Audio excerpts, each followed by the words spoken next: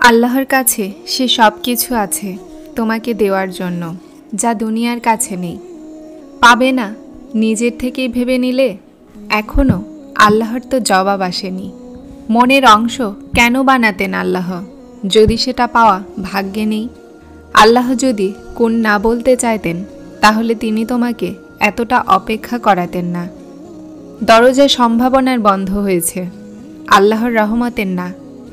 তোমার ইচ্ছা যদি তার ইচ্ছা না হতো, তাহলে তিনি তোমাকে চাওয়ার তৌফিকই দিতেন না। নসিব যদি বদলানো না যেত, তাহলে আল্লাহ দোয়ায় বানাতেন না। আল্লাহ যদি অলৌকিকতা না করতে চাইতেন, তো উনি তোমাকে এখান পর্যন্ত আনতেনই না। তাহাজ্জুদের দোয়া আল্লাহ কোন বলার জন্যই বানিয়েছেন। আল্লাহ তোমার দোয়ায় কখনো অসন্তুষ্ট হন না। আল্লাহ তো তোমার দোয়ার অপেক্ষায় থাকেন। আল্লাহর খুব পছন্দ যখন তার বান্দা ক্লান্ত হয়ে হেরে তার দরজায় যায়। এক দুইবার চেয়ে থেমে যাওয়াদের জন্য আল্লাহ কোন বলেন না। আল্লাহ তাদের জন্য কোন বলেন, যে তার কাছে শেষ পর্যন্ত চাইতে থাকে।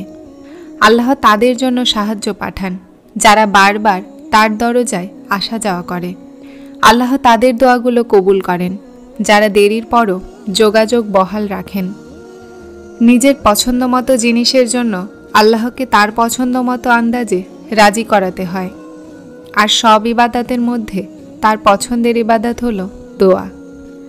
তাই আল্লাহর রাস্তায় আসা যাওয়া করতেই থাকো, কেননা আল্লাহ মজেজা তাদের জন্যই করে, যারা তার দরজায় কড়া নাড়া ছাড়ে না।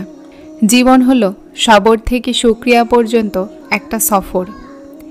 এটা কি যথেষ্ট নয় যে আল্লাহ নিজে বলেন, ভয় করো না, আমি তোমার সাথেই আছি, আমি সব কিছু শুনি এবং দেখি। হতে পারে তোমার জীবনে কোনো মজেজা হতে চলেছে, যা তোমার দোয়ার অপেক্ষায় আছে। আর তোমার এক দোয়া তোমার নসিব বদলে দিবে। তাহাজ্জুদ আদায়কারীদের কাহিনী আলাদা হয়। অলৌকিকতাও অপেক্ষা করে তাদের জীবনের অংশ হওয়ার জন্য। আর জানো দোয়া কি? নিজের প্রতিটা চিন্তা আল্লাহর সোপর্দ করে নিজে নিশ্চিন্ত হয়ে যাওয়া। জানো সবর এতটা কঠিন কেন হয়? কেননা আল্লাহ সবরের ফলের মধ্যে কোণের মজেজা রেখেছেন। আল্লাহ তোমার অশ্রুসিক্ত চোখকে এমনভাবে শীতল করে দিবেন, যেমনভাবে তিনি হজরত ইয়াকুবের চোখকে শীতল করে দিয়েছিলেন। আল্লাহ খুব জলদি তোমার কাছে হারিয়ে যাওয়া জিনিস ফিরিয়ে আনবেন, যেভাবে অন্ধকার কূপ থেকে হজরত ইউসুফকে বের করে হজরত ইয়াকুব পর্যন্ত নিয়ে এসেছিলেন। তুমি শুধু কবুলিয়তের ওপর বিশ্বাস রাখো। কি হতে পারে আর কি না, এটা ভাবা তোমার কাজ নয়। তোমার কাজ শুধু দোয়া করা। জীবন তোমাকে যতই কষ্ট দিক না কেন, কিন্তু বিশ্বাস রাখো, আল্লাহ সমস্ত দোয়াকে কবুল করে নেবেন। দেখে নিও, আল্লাহ জলদি এমন উসিলা বানাবেন যে তুমি অবাক হয়ে যাবে। তুমি শুধু সেটা করো যা তোমার কাজ, অর্থাৎ দোয়া করা। আর আল্লাহ তো সেটাই করছেন যা তার কাজ, অর্থাৎ দেওয়া। আল্লাহর আয়ত্তে সব কিছু আছে। তিনি ক্ষণিকেই বদলে দিবেন তোমার তকদির। দেখে নিও, আল্লাহ জলদিই বলে দিবেন কোন, আর এক মুহূর্তেই তোমার খণ্ড বিখণ্ড হৃদয় জুড়ে যাবে। দেখে নিও, আল্লাহ জলদি সাহায্য পাঠাবেন, আর পলক ফেলতেই হয়ে যাবে কবুলিয়তের মজেজা। আর যা নসিবের মাধ্যমে পাওনি, দেখে নিও, আল্লাহ সেটাও তোমাকে দিয়ে দিবেন। এক আল্লাহই তো আছেন যিনি তোমার ডাক শোনেন, বিপদে তোমার পাশে থাকেন। তাহলে কেন তুমি ভাগ্যের দোষ দিয়ে আল্লাহর অসন্তুষ্টি নিচ্ছ? আল্লাহ ভালো জানেন যে কখন তোমার দোয়াগুলো কবুল করতে হবে। তুমি শুধু বিশ্বাস রাখো, খুব জলদি কবুলিয়তের সুসংবাদ পাবে ইনশাআল্লাহ। নিজের অন্তরের শান্তির জন্য কিছু মানুষকে এড়িয়ে চলা তোমার দুর্বলতা নয়, বুদ্ধিমত্তা। পরীক্ষার কথা ভেবে চিন্তিত হও না। আল্লাহ সহজ করার জন্য উসিলা বানাচ্ছেন। জলদি তোমার দোয়াগুলো কবুল হবে, আর আল্লাহ তোমাকে সেটা দিবেন যা তুমি চাচ্ছ। তাহাজ্জুদে দোয়া করার তৌফিক পাওয়া আসলে ইশারা যে এদিকে তুমি দোয়া করবে আর ওইদিকে আল্লাহ কবুল করে নেবেন। প্রতিটা পরিপাটি মানুষ কোথাও না কোথাও এলোমেলো। তুমি নিজের দোয়াগুলোর ওপরে বিশ্বাস রাখো। আল্লাহ মানুষের ষড়যন্ত্রগুলোকে ব্যর্থ করছেন। তার দেওয়া তৌফিকের মাধ্যমে জলদিই তুমি তোমার মঞ্জিলকে পেয়ে যাবে। যখন মনে হবে সব দরজা বন্ধ হয়ে গেছে, তখন মনে রেখো আল্লাহর রহমতের দরজা খুলবে আর সব ঠিক হয়ে যাবে ইনশাআল্লাহ। মন অশান্ত এবং ভারী মনে হলে একাকিত্বে আল্লাহর সাথে কথা বলা শুরু করে দাও। নিজের সমস্ত দুঃখ আল্লাহকে বলো।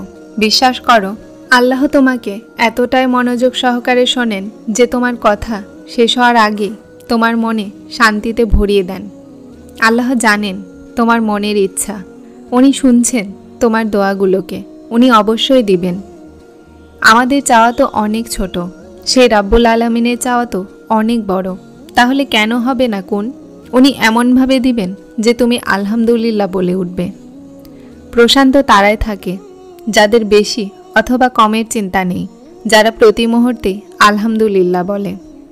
কিছু দুঃখ, কিছু কথা আপনি কখনোই বলতে পারবেন না, হোক যতটাই গভীর সম্পর্ক তার সাথে, শুধু আল্লাহ ছাড়া। শুধু এটা চেষ্টা করুন যেন কেউই আপনার জন্য আল্লাহর সামনে না কাঁদে। যদি তুমি অল্প পরীক্ষাতেই ভয় পেয়ে হেরে যাও, তাহলে তোমার দোয়াগুলো কিভাবে কবুল হবে? কবুলিয়তের একটা নিয়ম আছে, সবর করো, দোয়া করো আর অলৌকিকতাকে পেয়ে যাও। আল্লাহ তাদের সাথে আছেন যারা দোয়া করে আর কবুলিয়তের ওপর বিশ্বাস রাখে। শুধু তারপর এদিকে তুমি দোয়া করবে আর ওইদিকে আল্লাহ তোমার দোয়া কবুল করবেন। যদি তুমি কোনো ব্যাপারে সবর করছো, তাহলে নিশ্চিন্ত হয়ে যাও, কেননা আল্লাহ সবরকারীদের সাথেই আছেন আর আশার থেকেও বেশি তিনি দিয়ে দেন। আল্লাহ তোমার চাওয়া আর সবর করা এতটা পছন্দ করেন যে তিনি সঠিক সময়ে কোন বলে দিবেন। যখন দোয়া করো তখন দরুদ শরীফ অবশ্যই পড়ো, কেননা এটা দোয়া কবুলের উসিলা। না চাইতেও যদি কোনো দোয়া তোমার জবানে চলে আসে, তাহলে হতে পারে সেটাই তোমার নসিবেও আছে। কোরআনের তেলাওয়াত করো আর তারপর আল্লাহর কাছে চাও, দেখে নিও আল্লাহ অবশ্যই দোয়া কবুল করবেন ইনশাআল্লাহ। যা তোমার অসম্ভব মনে হয় সেটা দোয়ার মাধ্যমে তোমার নসিবে লিখে দেওয়া হবে। উনি সব কিছু করতে সক্ষম।